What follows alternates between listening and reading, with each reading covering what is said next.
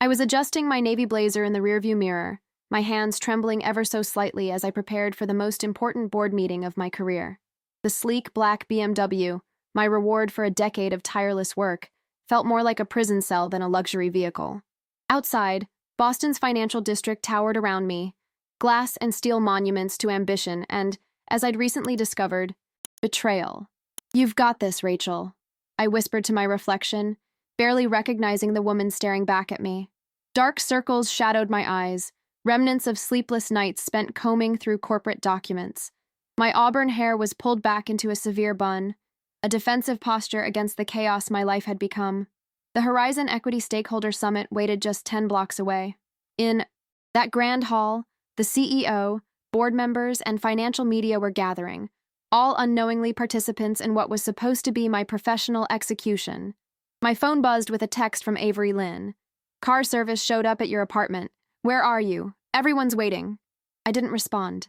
Avery, my co-founder, my closest friend for over a decade, the woman I'd once trusted with everything, had no idea I'd chosen to drive myself today.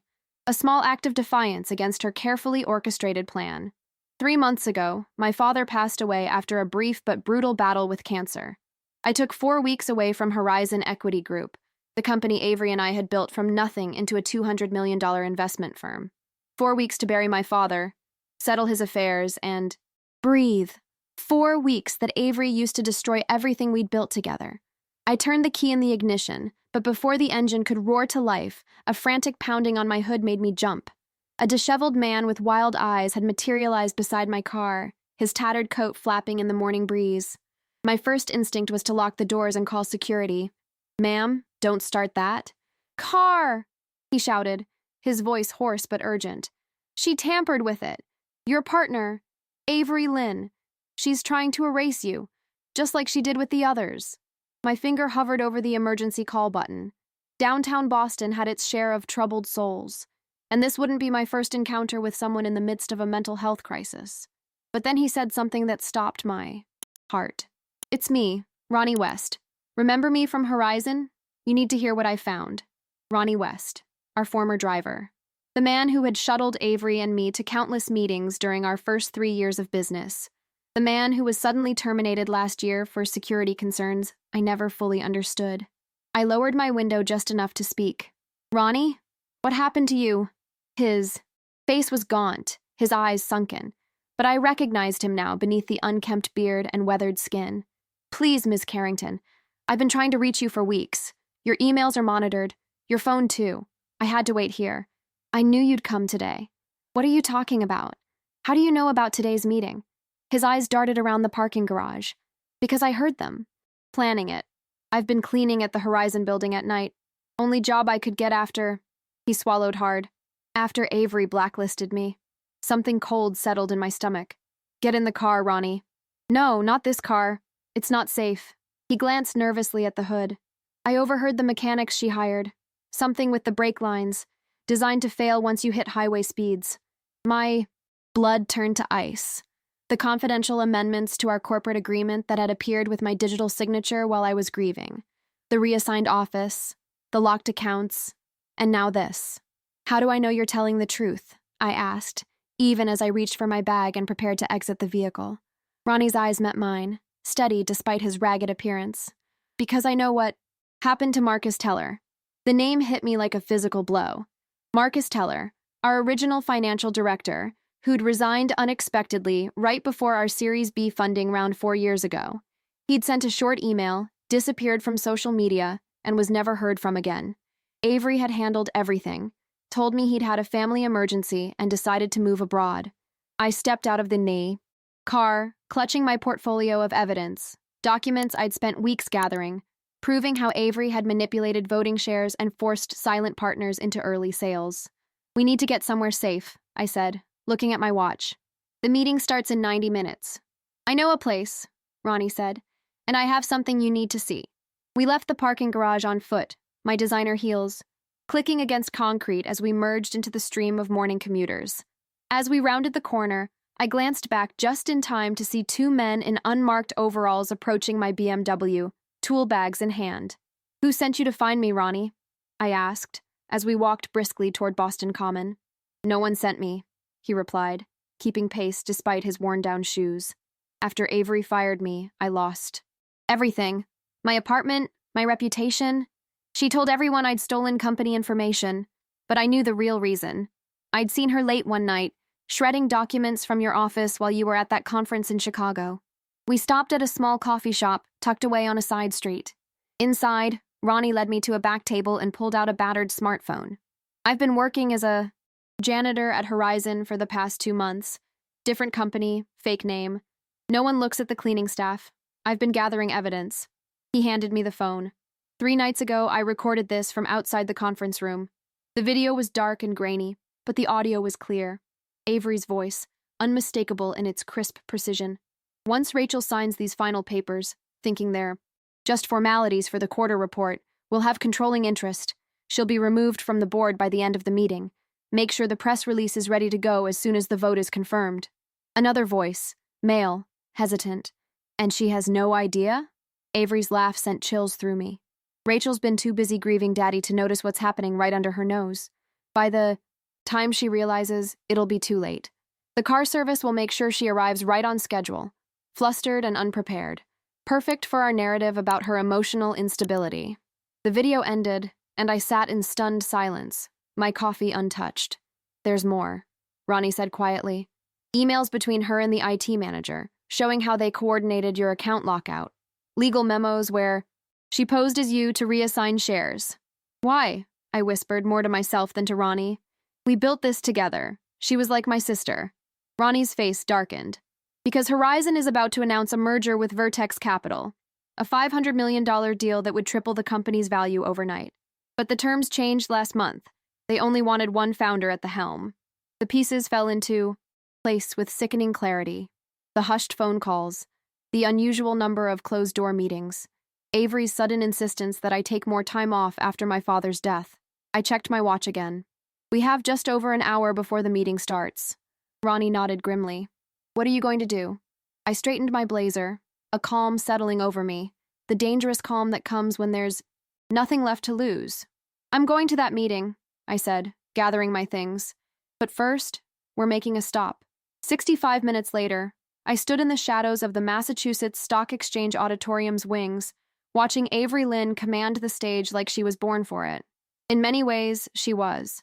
While I had always been the architect behind our operation, the systems builder, the strategist, Avery was our face, our voice, our polished spokeswoman.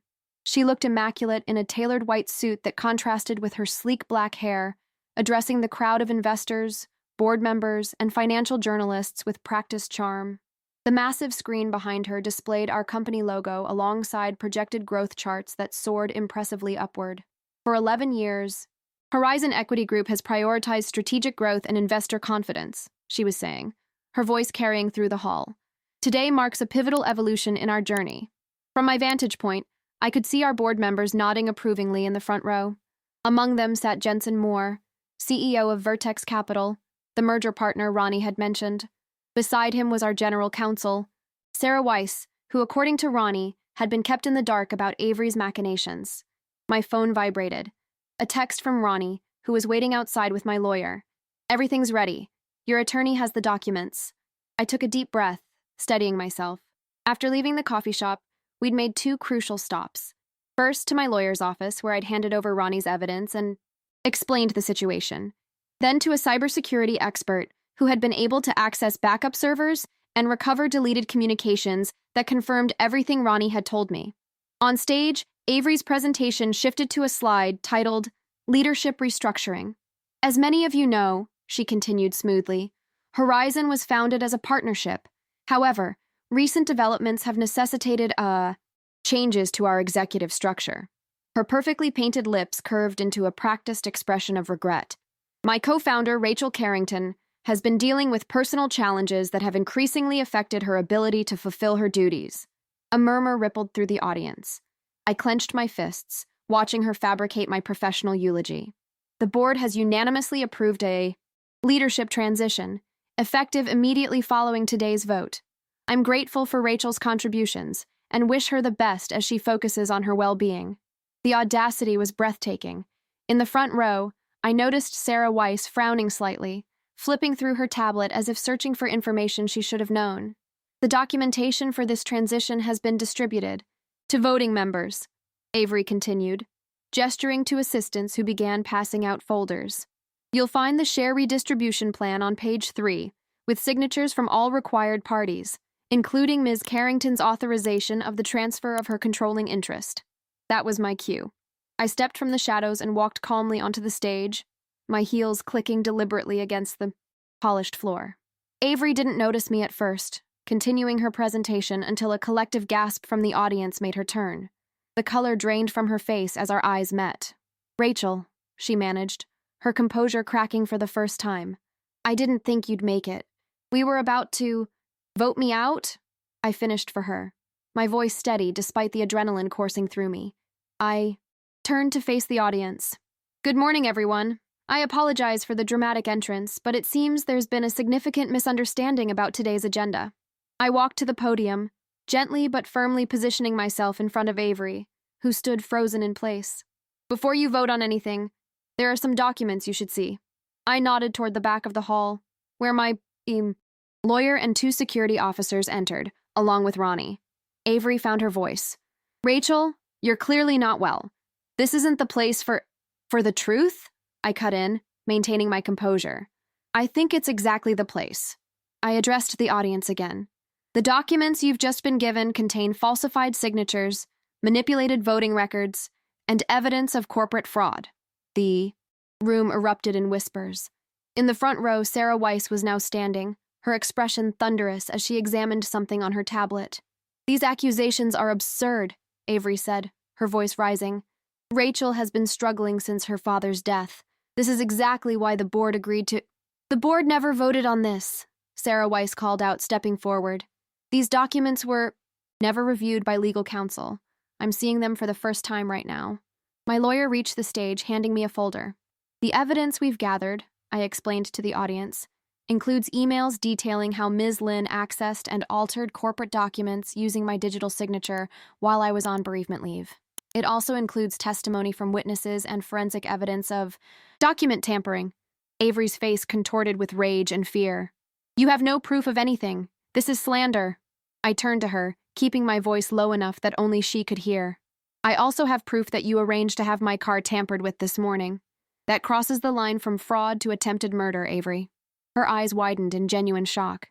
"I never—" "Save it for your lawyer," I interrupted, then addressed the crowd again. "Ladies and gentlemen, I've filed an emergency injunction this morning to halt any voting or leadership changes pending a full investigation. SEC representatives have been notified and are en route." As if on cue, several individuals in suits entered from the back of the auditorium. The crowd's murmuring grew louder. Jensen Moore of Vertex Capital stood up. "In light of these allegations, Vertex Capital is suspending all merger negotiations until this matter is resolved." Avery swayed slightly, her perfectly manicured hand gripping the podium for support. "This is a misunderstanding. I can explain everything." But as she looked out at the sea of shocked faces, then back at me standing firm with evidence in hand, something in her broke. Her knees buckled and she collapsed on the stage, her white suit crumpling around her. Medical personnel rushed forward as gasps and exclamations filled the hall. I stepped back, allowing them space to attend to her. Sarah Weiss approached me, her expression grave. "We need to talk. Now." As they carried Avery off the stage on a stretcher, I felt no satisfaction, only a profound sadness for what could have been. The empire we'd built together was now in jeopardy because of greed and betrayal. I gathered my documents and followed Sarah to a private room off the main hall, where board members were already assembling, their faces a mixture of shock, anger, and confusion. The reckoning had only just begun. The next 48 hours unfolded like a corporate thriller. After Avery's collapse, at the stock exchange, she was taken to Massachusetts General Hospital, where doctors diagnosed her with acute stress reaction. Meanwhile, I found myself in a conference room at our legal firm's office, surrounded by grim-faced board members and a growing team of attorneys. "The forensic accountants have confirmed it," Sarah Weiss said, sliding a document across the polished mahogany table. "Avery began restructuring share distributions approximately 12 weeks ago, coinciding exactly with your father's passing and your bereavement leave." Jensen Moore from Vertex Capital, who had joined our emergency session, shook his head in disbelief. We were specifically told that both founders had agreed to the leadership transition. The merger documents Avery presented showed unanimous board site approval. None of us approved this. Richard Blackwell, our senior board member, confirmed. His normally ruddy face had gone pale. These signatures were either forged or obtained through misrepresentation. I sat quietly, watching them piece together what I'd already learned through Ronnie's revelations. The betrayal ran deeper than anyone had imagined. Avery hadn't just targeted me. She'd manipulated everyone in our corporate ecosystem. "What about the vehicle tampering allegation?" asked Diane Foster, another board member who had always been closer to Avery than to me. Sarah nodded to one of her associates, who produced a report. "The police have impounded Ms. Carrington's vehicle. Preliminary investigation confirms the brake lines were compromised in a way that would have caused failure at high speeds." A collective gasp went around the table. "However," Sarah continued carefully, "there's no direct evidence connecting Ms. Lynn to this tampering. The security footage from the parking garage shows two unidentified men approaching the vehicle that morning, but their faces aren't clear. I think we're missing the bigger picture," I finally spoke, my voice steadier than I felt. "This wasn't just about removing me from the company. According to the merger terms I've now seen, once Avery secured sole control of Horizon, she would have had the authority to approve a deal structure that massively benefited her personally, while diluting other stakeholders." Jensen's expression darkened. "That's consistent with the private terms she was pushing for. A golden parachute. That would have guaranteed her position for 5 years with a compensation package worth north of $50 million. At the expense of our founding investors," I added, nodding toward Richard and Diane. Richard slammed his hand on the table. "I've known both of you girls since you were pitching out of that damn incubator space in Cambridge. How could she do this?" I had been asking myself the same question for days. Avery and I had started Horizon in our late 20s, two women determined to prove ourselves in the male-dominated world of finance. We'd stayed up countless nights refining our business model, celebrated each milestone together, even shared an apartment during those lean first years to save on costs. "People change," I said simply. Or maybe she was always capable of this, and I just didn't want to see it. The meeting continued for hours as we discussed immediate steps to stabilize the company and reassure investors. By midnight, we had a provisional plan. I would step in as interim CEO. The board would issue a statement clarifying that the leadership change announcements had been premature and unauthorized, and our legal team would cooperate fully with the SEC investigation that was now formally underway. When we finally adjourned, Sarah walked me to the elevator. "You should know," she said quietly. "Avery's been released from the hospital. Her attorney has already contacted us demanding access to her office and files." I nodded, too exhausted to feel anything but a dull ache. "Follow standard protocol for an executive under investigation. No special treatment, no exceptions." "Rachel," Sarah hesitated, "there's something else. That man who helped you, Ronnie West, his background check came back with some red flags. Multiple addresses in the past year, financial troubles, no steady employment since leaving Horizon." "He's been homeless, Sarah," I said sharply, "because Avery blacklisted him after he saw something he shouldn't have. That man saved my life." Sarah held up her hands in a placating gesture. "I'm just saying, the board is concerned about his reliability as a witness, given his circumstances." The implication made my blood boil. Find him a hotel room on the company account, get him new clothes, a proper meal, and tell the board that the man they're questioning is the reason I'm still alive to clean up this mess. The next morning, I arrived at Horizon's Glass and Steel headquarters for the first time in what felt like ages. The security guard's eyes widened as I approached. Clearly, word had spread. "Good morning, Ms. Carrington," he said, hurriedly opening the door. The lobby fell silent as I crossed to the elevators, employees stopping mid-conversation to watch me pass. I kept my head high, my expression neutral, though my heart hammered in my chest. My office, my real office, not the smaller space I'd been relegated to upon my return from bereavement leave, had been cleared of my personal items. Avery had wasted no time in erasing my presence. I set down my bag and walked to the window, gazing out at the Boston skyline as the morning sun glinted off neighboring buildings. A soft knock interrupted my thoughts. Miranda Chen, my former executive assistant who had been reassigned to central operations during my absence, stood in the doorway, her eyes red-rimmed but her smile genuine. "Welcome back," she said simply, entering with a stack of files. I've pulled everything you'll need for today's emergency all-hands meeting. The IT team has also restored your system access and recovered your email archives from the backup servers. I felt a rush of gratitude. Thank you, Miranda. I'm sorry you were caught in the middle of this. She shook her head.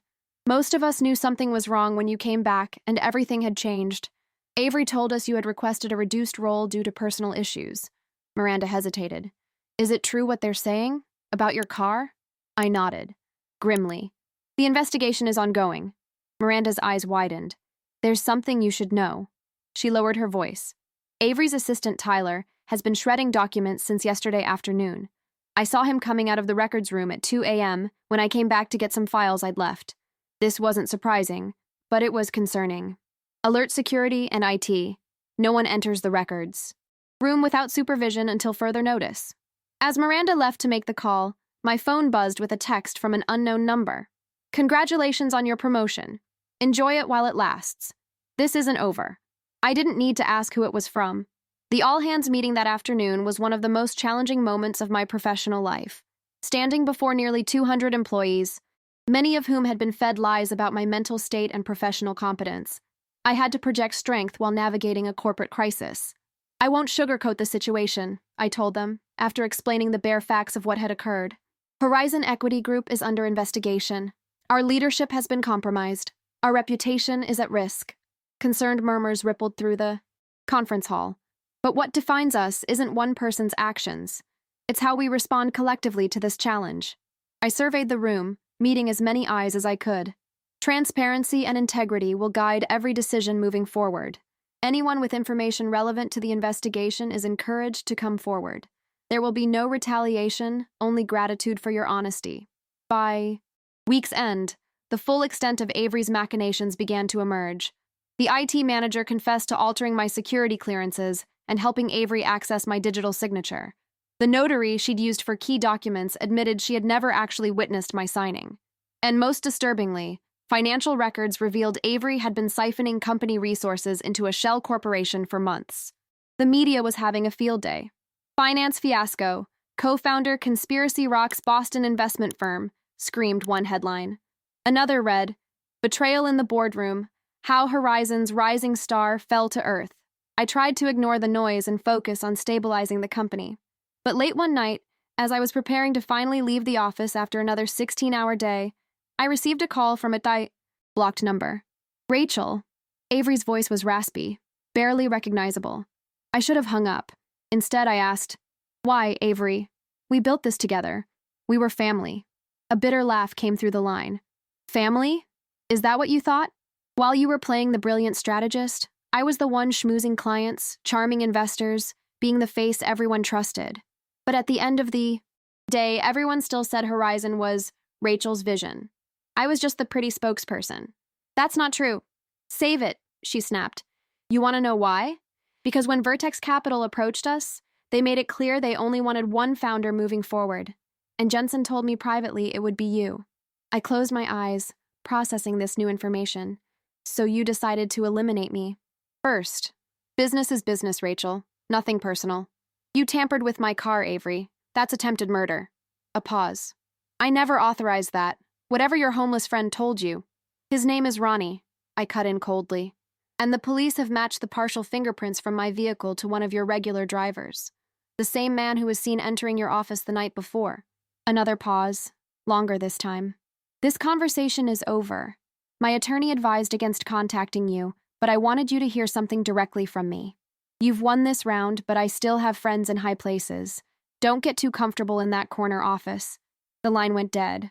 I sat in the silence of my office, the city lights twinkling beyond the window, wondering how someone I'd trusted with everything could become a stranger capable of such calculated cruelty.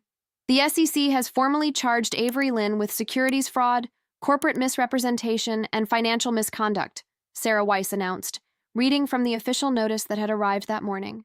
6 weeks had passed since the fateful stockholder meeting, and we were gathered in the same conference room where the emergency board session had taken place.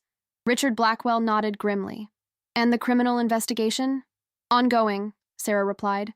The district attorney is building a case regarding the vehicle tampering.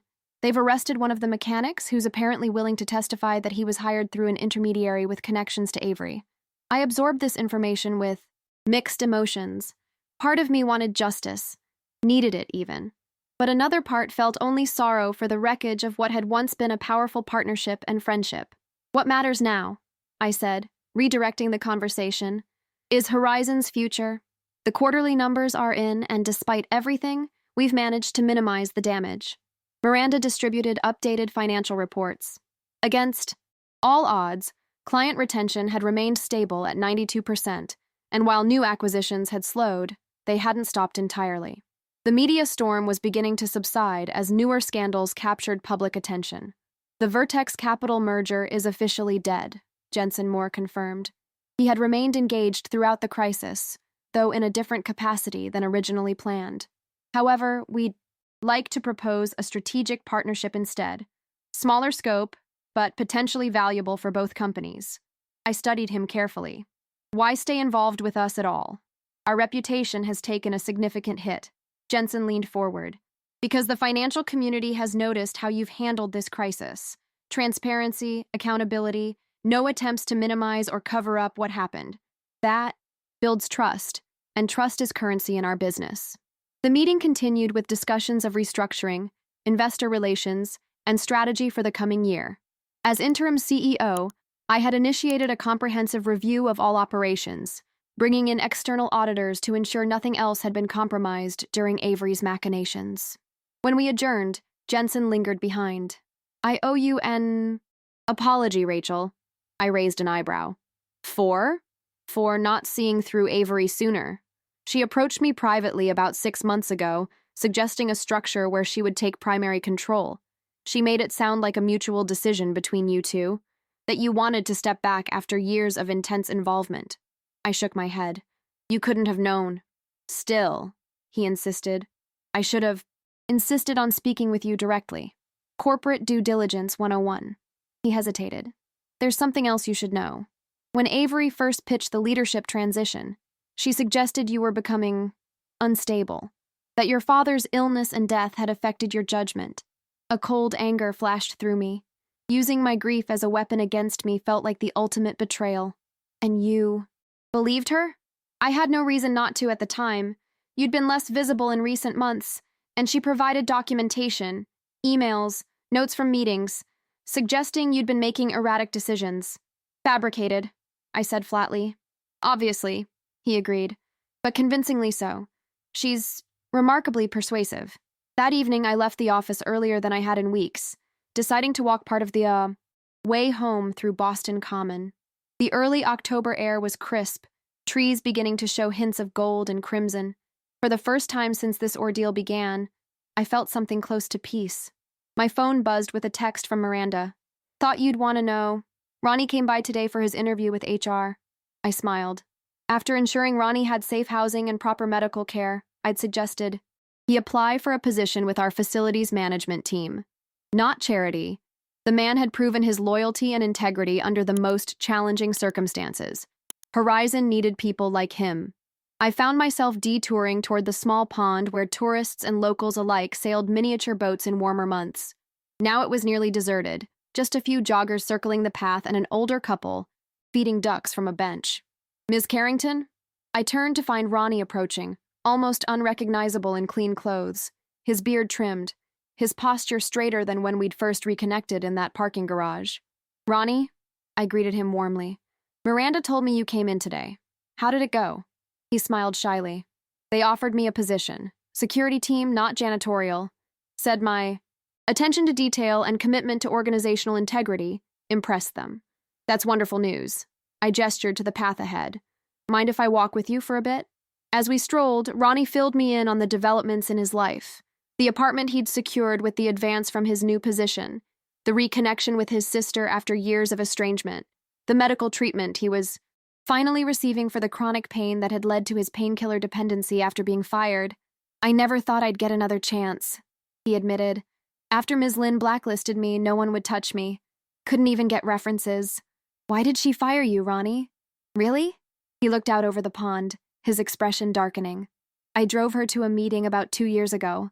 Not a company. Meeting. Something private. I wasn't supposed to wait, but it was pouring rain, so I stayed in the car. I overheard her on the phone afterward. She was talking about you, about how Rachel thinks the Hong Kong expansion was her idea, and how she was tired of being the pretty face for someone else's vision. I absorbed this, pieces continuing to fall into place. The Hong Kong expansion had been a pivotal moment for Horizon, opening doors to international markets. I had always credited it as our shared achievement. I didn't think much of it then, Ronnie continued. Office politics, you know. But a week later, I drove her again and overheard another call. She was talking about moving funds, setting up offshore accounts. When she realized I was in the car, her whole demeanor changed. 2 days later, security escorted me out, said I'd been caught stealing client information. We reached a bench overlooking the water and sat down. I'm sorry, Ronnie. If I'd paid more attention, he shook his head firmly. Don't do that. You trusted her. Everyone did. That's on her, not you. We sat in comfortable silence for a moment, watching the late afternoon sunlight play across the rippling water. What happens now? He finally asked. With the company, with everything? I considered the question carefully. We rebuild. We learn from this, and we make sure it never happens again. As dusk began to settle over the common, I felt a weight lifting, not completely gone, but lighter somehow. The road ahead would be challenging, but for the first time in months, I was looking forward rather than back. 3 months after Avery's collapse on the stage of the stock exchange, winter had settled over Boston. The trees stood bare against a steel-gray sky, and holiday decorations adorned the financial district's buildings. Inside Horizon's headquarters, the atmosphere had gradually shifted from crisis management to cautious optimism. I stood at my office window, watching snowflakes begin to fall on the city below. My reflection showed a woman changed, still me, but with a newfound resolve etched into the lines around my eyes.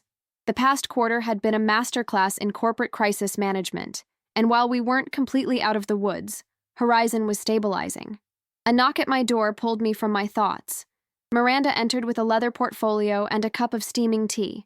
The final SEC settlement documents just arrived for your review, she said, placing both on my desk. And the board is assembled for the 3 o'clock meeting. I checked my watch, 2:30. Thank you, Miranda. How are we looking? She gave me a small smile. Better than anyone expected. The media has moved on to fresher scandals, client retention is now at 95%, and the team morale survey shows significant improvement. And the Vertex Capital partnership? Jensen's team sent over the final terms this morning. Sarah says they're fair and advantageous, especially considering the circumstances. I nodded, taking a sip of the tea. Ginger with honey, my favorite during Boston winters. Miranda had remembered, despite everything else demanding her attention. There's one more thing, she added, hesitating slightly. Avery's attorney called. The plea deal has been finalized. My stomach tightened. And? No prison time, but a lifetime ban from serving as an officer or director of any public company. Full restitution of misappropriated funds. 5 years probation. I absorbed this information silently. Part of me had wanted to see Avery face more severe consequences, especially for the vehicle tampering. But the evidence connecting her directly to that particular crime had proven insufficient for criminal charges. The mechanic who'd been arrested had refused to implicate her directly, claiming he'd been hired through multiple intermediaries. Will you be okay seeing this through? Miranda asked gently. She was one of the few people who knew the full history between Avery and me, the late nights working on our business plan, the vacations we'd taken together, the fact that she'd been a bridesmaid at my wedding before my divorce 3 years ago. I'll be fine, I assured her, though I wasn't entirely convinced. This chapter needs to close for all of us. The board meeting that afternoon was focused on formalizing the company's path forward.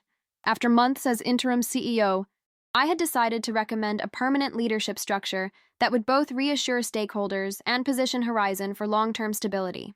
Before we begin, Richard Blackwell said once everyone was seated, I'd like to acknowledge Rachel's extraordinary leadership during this crisis. Few companies survive this kind of scandal intact. Fewer still emerge stronger. Murmurs of agreement circled the table. Even Diane Foster, who had initially been skeptical of my ability to steady the ship, nodded appreciatively. Thank you, I said simply. But Horizon's resilience isn't about one person. It's about the team we've built and the culture we're reinforcing. I opened the presentation I'd prepared, displaying our restructured organizational chart on the conference room screen. As you know, I've been serving as interim CEO while we navigated this transition. Today, I'm proposing a permanent executive structure that I believe will serve Horizon's future needs. I clicked to the next slide, revealing my recommendation: a dual leadership model with myself as chairwoman and chief strategy officer, alongside a new CEO recruited from outside the company, someone without connections to our, recent troubles, but with the experience and vision to lead us forward.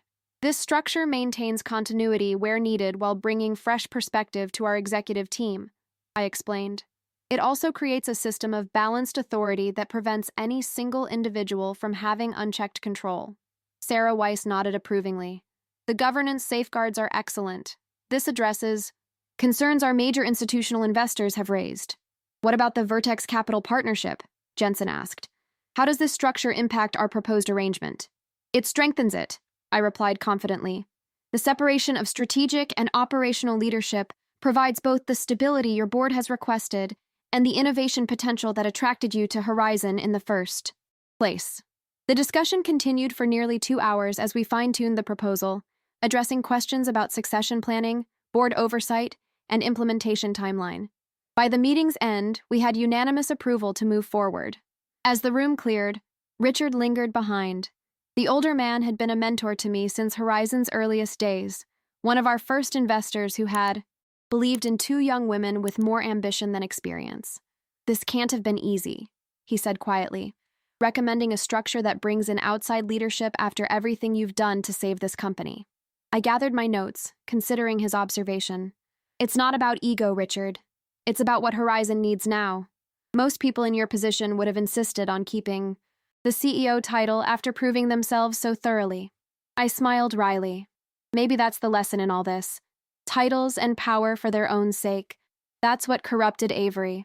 I don't want to become what I've been fighting against. He clasped my shoulder warmly. Your father would be proud, Rachel. Very proud indeed.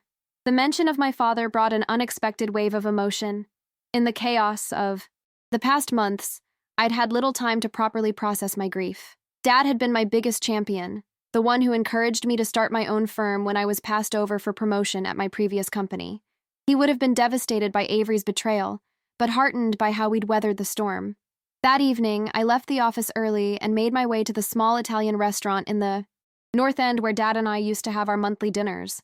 I hadn't been back since before his diagnosis. The owner, Carlo, recognized me immediately. Ms. Carrington, it's been too long.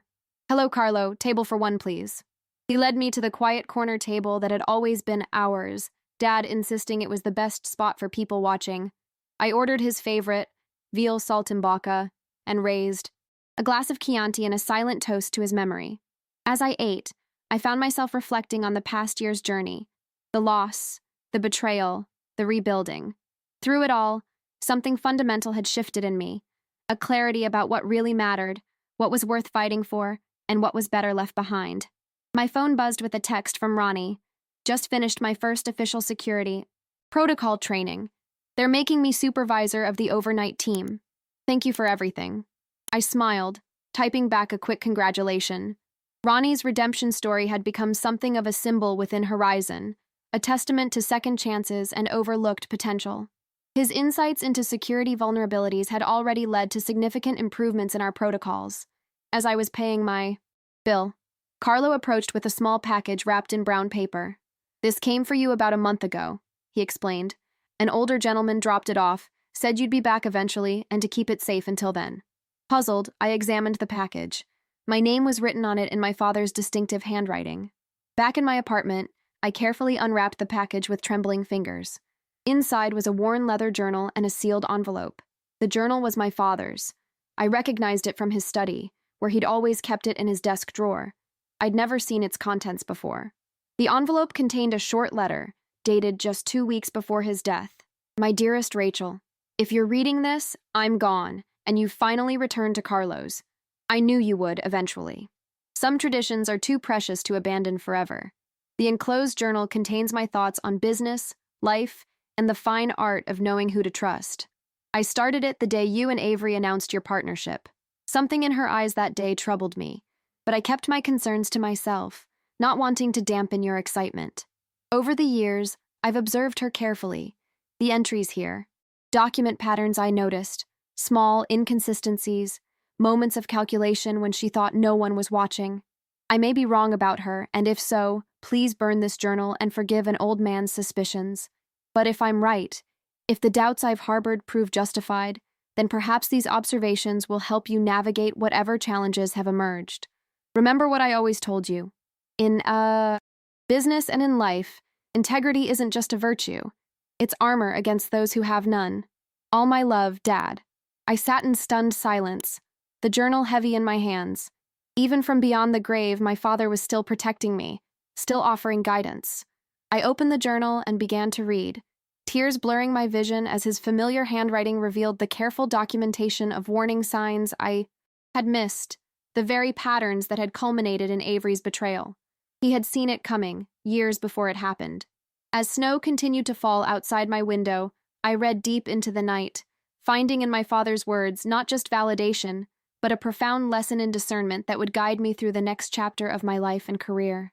Spring arrived in Boston with a burst of renewal that seemed to mirror Horizon's own rebirth. Cherry blossoms dotted the common, and the financial district hummed with renewed energy. 4 months had passed since the board approved the new leadership structure, and today marked a significant milestone, the official announcement of our new CEO. I stood at the podium in Horizon's main conference center, facing a room filled with employees, board, members, key clients, and select media. The mood was celebratory, a stark contrast to the tension that had permeated these gatherings in the aftermath of Avery's downfall. It gives me great pleasure to introduce Michael Adeyemi as Horizon Equity Group's new Chief Executive Officer, I announced, gesturing to the distinguished man seated to my right. Michael rose to enthusiastic applause. At 52, he brought decades of experience from both Wall Street and Silicon Valley, along with an impeccable reputation for ethical leadership.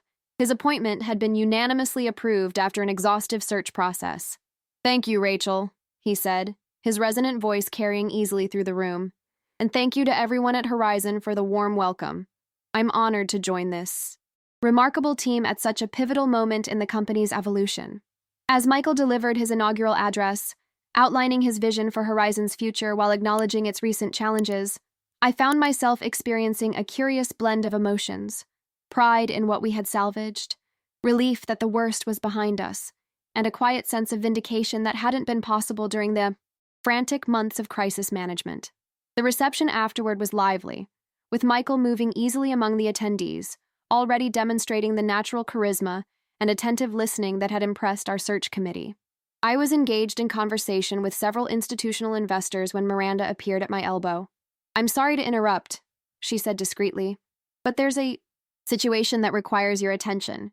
I excused myself and followed her to a quiet corridor. "What's happening?" Miranda's expression was tense. "Avery is here. Security stopped her in the lobby, but she's insisting on speaking with you. Says it's urgent and non-negotiable." My pulse quickened. "Here? Now?" "Yes.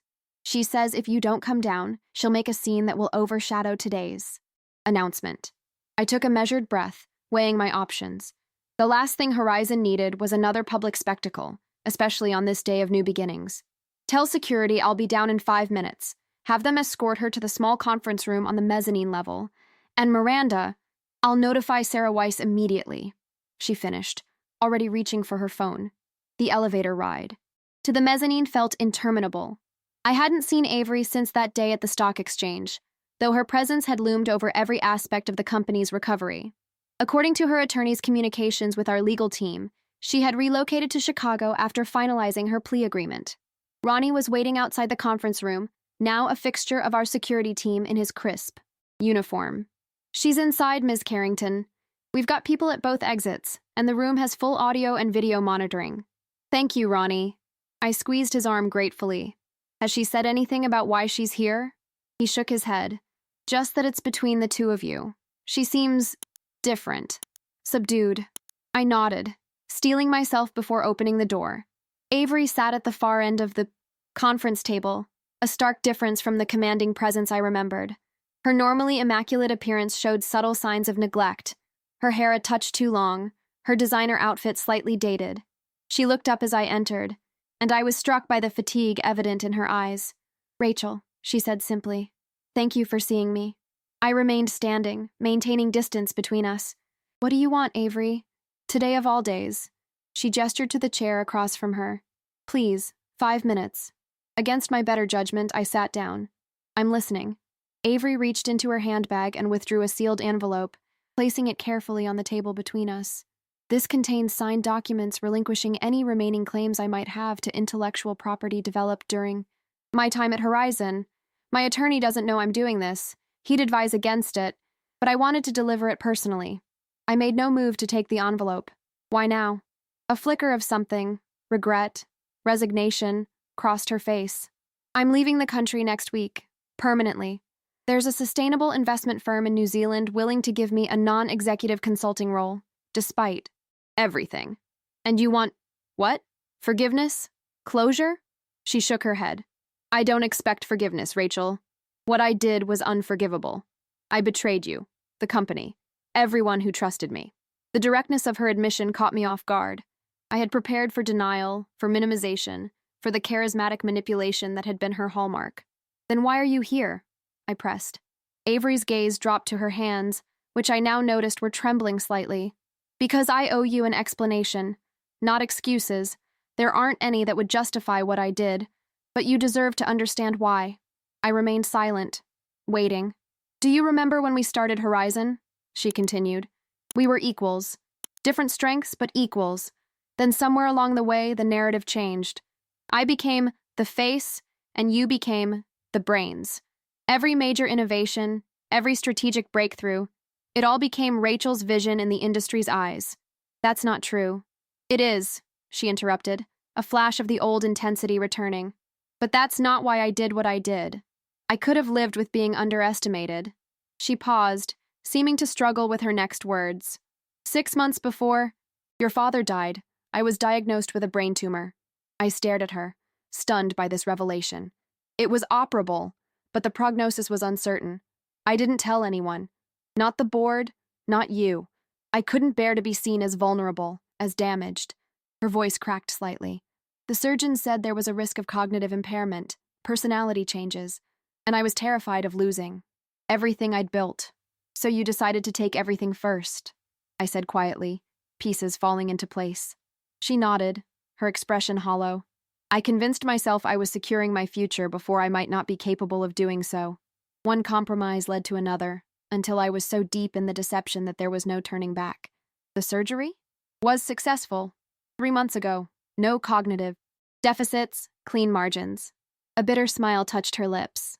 Just in time for me to face the full legal and professional consequences of what I'd done with a perfectly clear mind.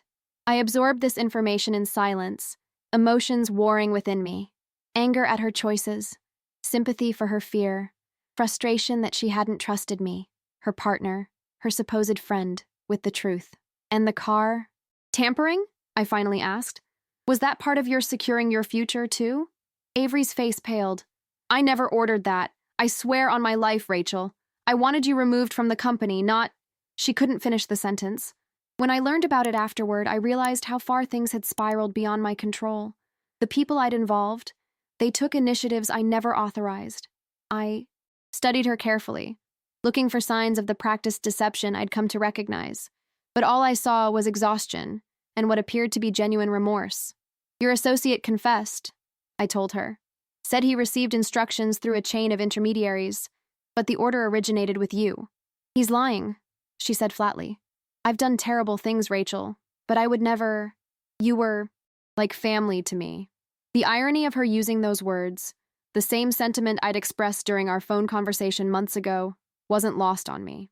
Family doesn't do what you did, Avery. Diagnosis or no diagnosis. She nodded, accepting the rebuke. You're right. I have no defense. She pushed the envelope closer to me. This doesn't make amends, but it removes any lingering legal entanglements between us. I want you and Horizon to move forward without the shadow of potential claims from me. I finally took the envelope, though I knew our legal team would need to review its contents thoroughly. Is that all? I asked, ready to end this unexpected confrontation. Avery hesitated, then reached into her bag again and produced a small velvet box. One more thing. Do you remember this? She opened it to reveal a silver compass pendant on a delicate chain, a gift I had given her on the day we closed our first major funding round. Inscribed on the back were the words, "Two paths, one direction, always forward." "I thought you'd want it back," she said quietly, pushing the box toward me. I looked at the pendant, remembering the hopeful young women we had been, celebrating our first significant milestone with champagne and plastic cups in our tiny first office. "Keep it," I said, rising from my chair, "as a reminder." She closed the box carefully. Of what I destroyed. Of what's possible when you choose integrity over fear. With that, I turned and walked out, leaving Avery alone in the conference room with her regrets and the compass that had failed to guide her moral journey. Outside, Ronnie was waiting with Sarah Weiss, who had arrived during my conversation with Avery. "Everything okay?" Sarah asked, concern evident in her expression. I handed her the envelope. "Have the team review this. It's supposedly a release of claims to Horizon intellectual property." "And are you okay?" Ronnie asked perceptively. I considered the question as we walked toward the elevator. "I am," I realized, somewhat surprised by the truth of it. "There's a reception upstairs celebrating Horizon's future. That's where I need to be right now." As the elevator doors closed, I left behind not just Avery, but the weight of betrayal I'd carried for nearly a year. Whether her explanation was truth, manipulation, or some complex blend of both no longer mattered. Horizon had survived. I had survived. And the path forward was finally clear. 1 year after Michael Adiemi's appointment as CEO, Horizon Equity Group held its annual stakeholder summit at the same venue where Avery had collapsed. The symmetry wasn't lost on me as I stood backstage, preparing to deliver the opening address as chairwoman and chief strategy officer. The past 12 months had been transformative for both Horizon and me personally. Under our dual leadership structure, the company had not merely recovered from scandal, but evolved into something stronger, more transparent, and increasingly respected in the financial community. Our client portfolio had expanded by 22%, and employee retention had reached record levels. 2 minutes, Ms. Carrington.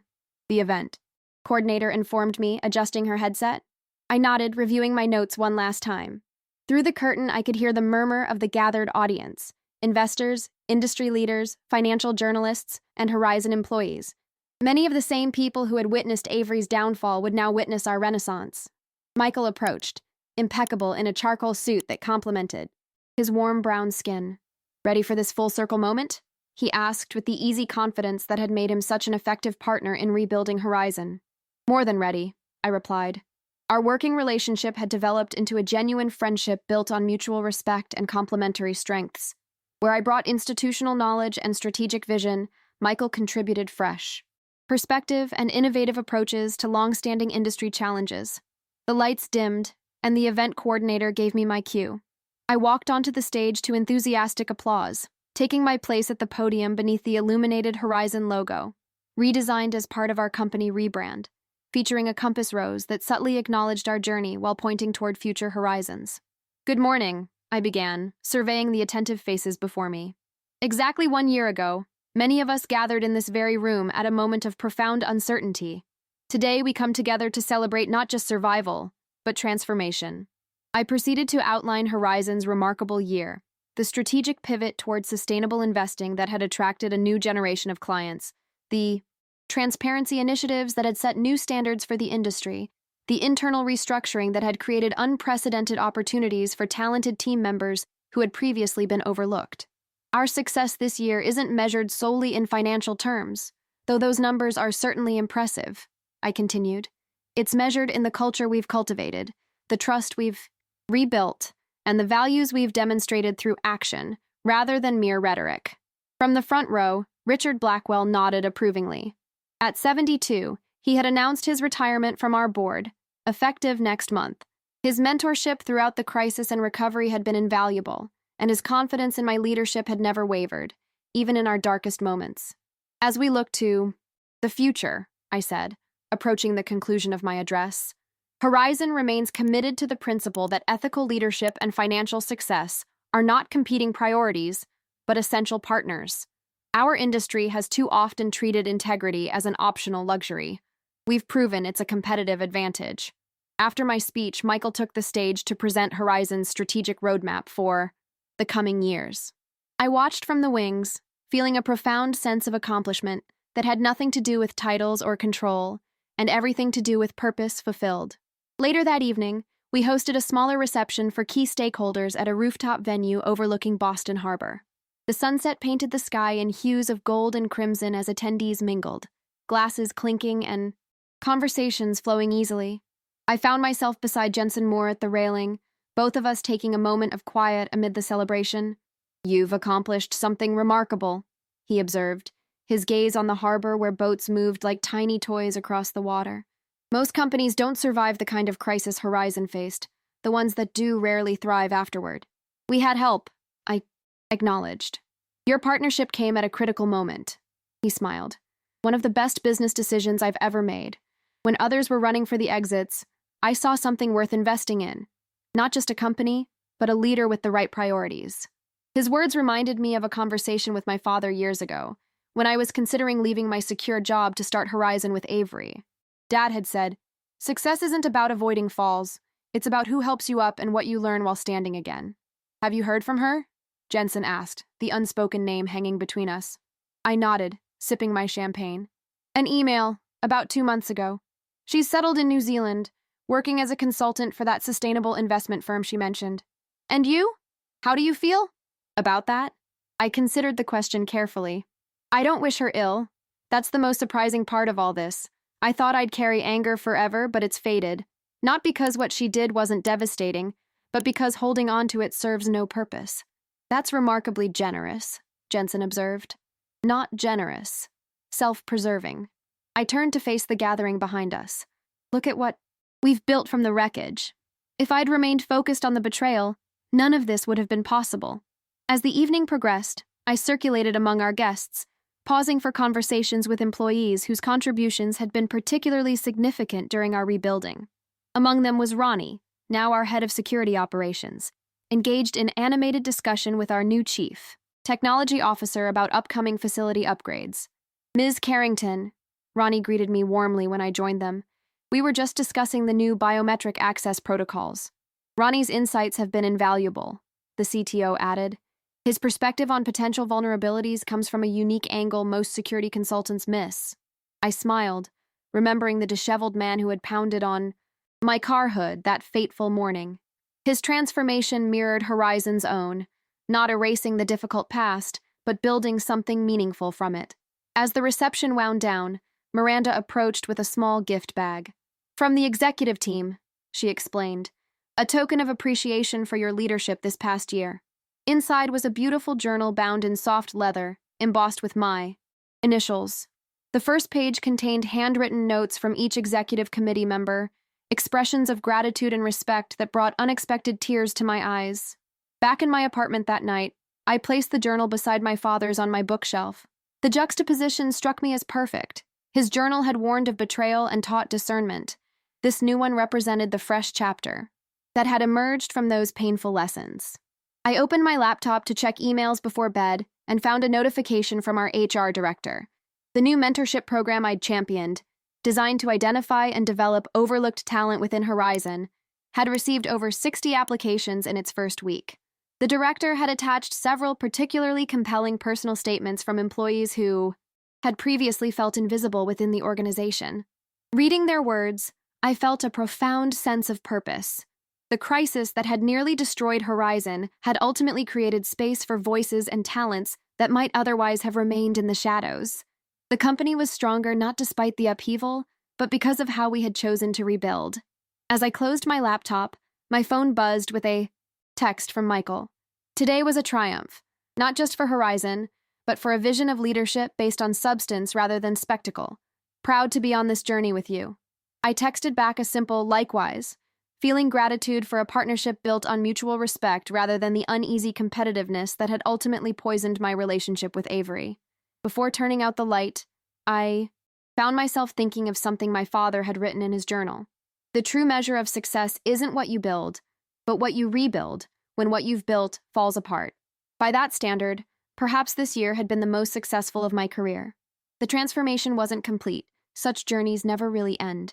But Horizon had found its new direction, and I had found mine. 5 years ago today, I began, addressing the assembled graduates of Harvard Business School. I learned that the person I trusted most in the world had betrayed me in ways I couldn't have imagined. My company teetered on the brink of collapse.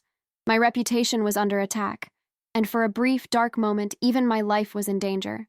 The vast auditorium was silent, hundreds of newly minted MBAs, listening intently as I delivered their commencement address. When the invitation had arrived 3 months earlier, I'd been surprised, not by the request itself, but by my immediate desire to accept it.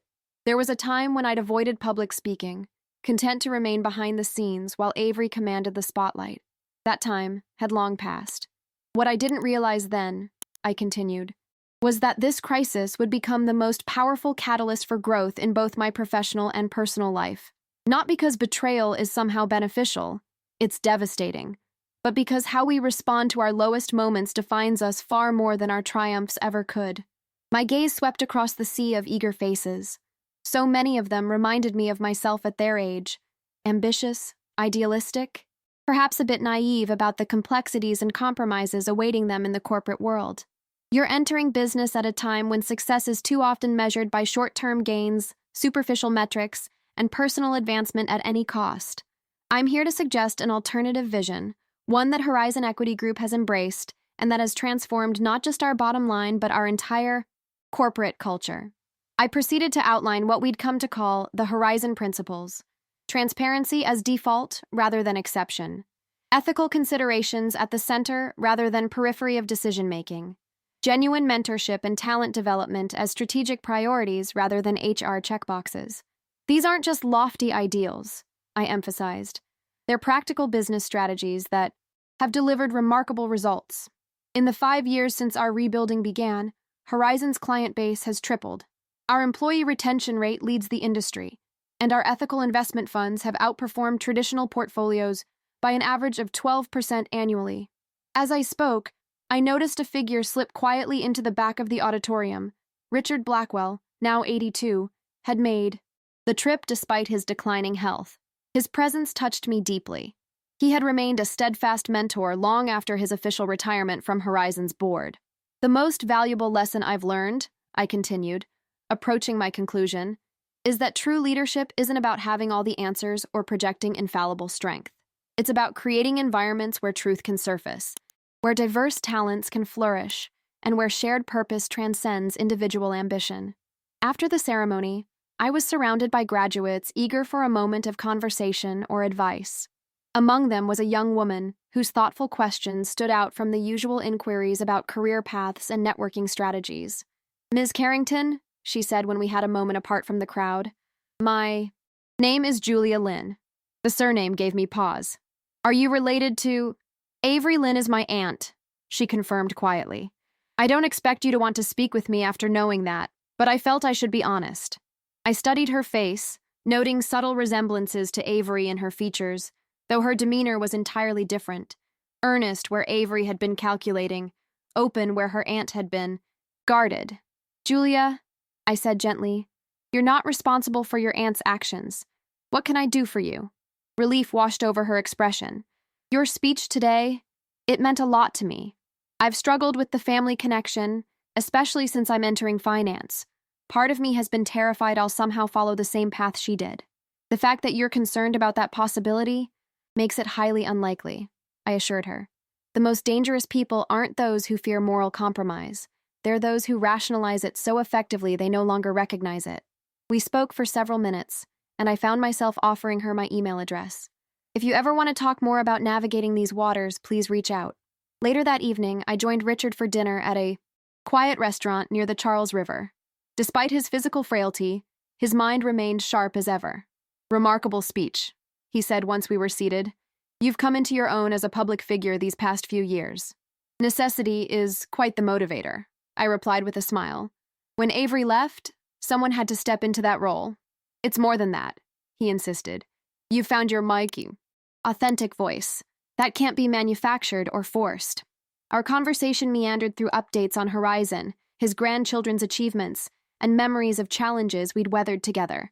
As dessert arrived, Richard's expression grew more serious. "I have something for you," he said, withdrawing an envelope from his jacket pocket.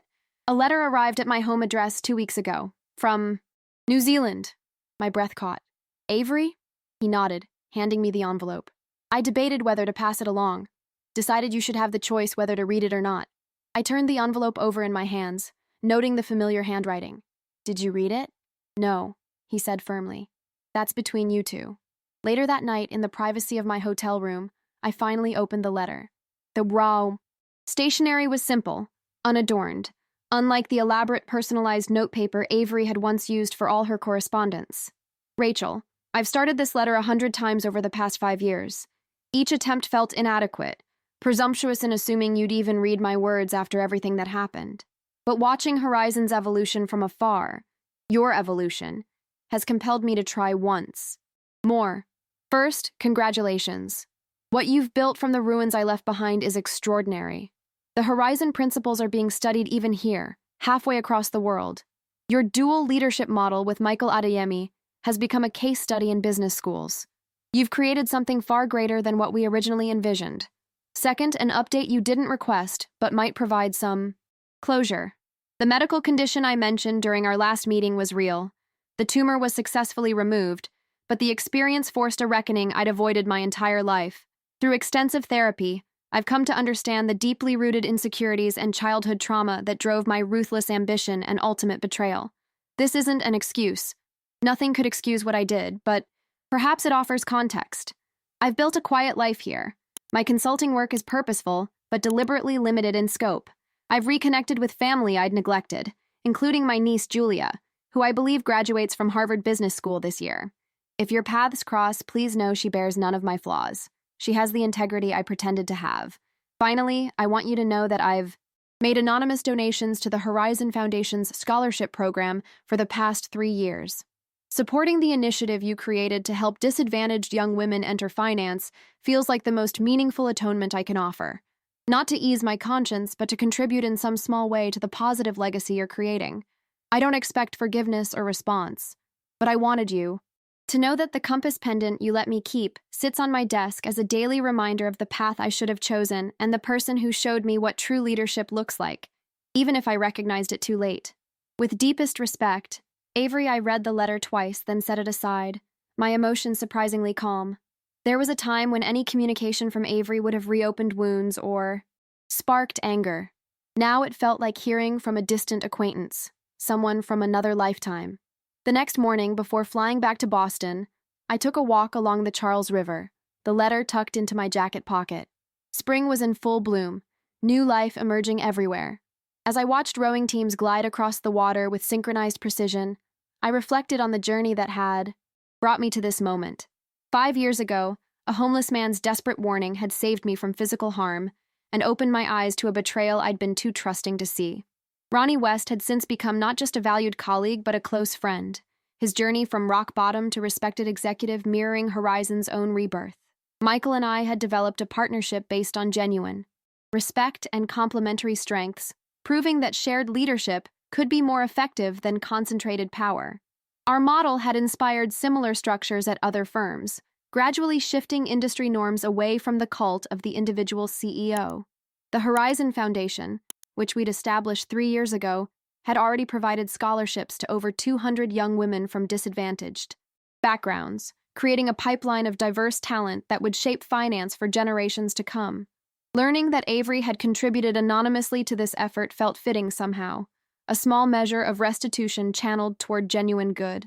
My father's journal remained on my nightstand, no longer a painful reminder of warnings unheeded, but a cherished connection to his wisdom. I'd added my own entries over the years, documenting lessons learned and insights gained, creating a legacy that might someday help others navigate similar challenges. As I reached a pedestrian bridge, I paused to watch a university rowing team practice, their coach calling encouragement from a motorboat alongside them. Synchronize, support each other. The boat moves fastest when everyone pulls together. The I metaphor wasn't lost on me. Horizon's success had come not from individual brilliance, but from collective purpose, from creating systems where everyone's contribution was valued and truth could surface without fear. I reached into my pocket, took out Avery's letter, and read it one final time. Then, making a decision that felt right, I tore it into small pieces and let them flutter into a nearby recycling bin, not in anger or rejection, but in release. Our chapter together was closed. The lessons remained, but the wounds had healed. My phone buzzed with a text from Miranda. Boston team waiting for update on Harvard speech. Also, remember dinner tonight with Ronnie and his fiancée to celebrate their engagement. I smiled, typing a quick reply before turning back toward my hotel. The past had shaped me, but it no longer defined me. Ahead lay new challenges, new opportunities to demonstrate that ethical leadership wasn't just morally right, but strategically sound. As I walked, I remembered something my father had written in his journal, words that had guided me through the darkest days of Horizon's crisis, and continued to light the path forward. The truest measure of success isn't what you accumulate or achieve. It's the integrity you maintain while doing so, and the lives you lift along the way. By that measure, despite everything, or perhaps because of it, I had never felt more successful.